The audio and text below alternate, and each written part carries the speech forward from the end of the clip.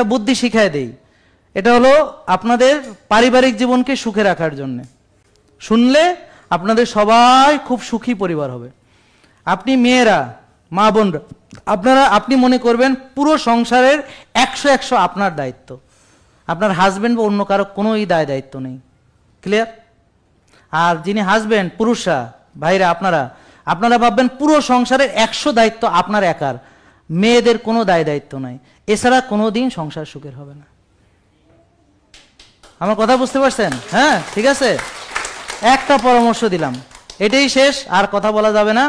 আশা করি আপনারা নিজেদের ভালো বুঝবেন, সংসার সুখের রাখবেন, স্ত্রীকে যতটা সম্ভব পারবেন খুশি রাখার চেষ্টা করবেন।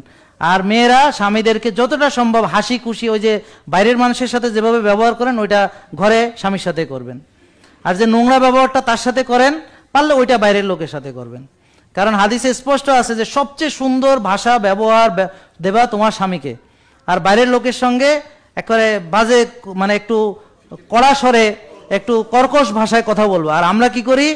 আল্লাহু আকবার, ওই পুরো কর্কশ ভাষাটা স্বামীরে বইলা আর মধুর ব্যবহারটা করি হচ্ছে বাইরের লোকের সাথে।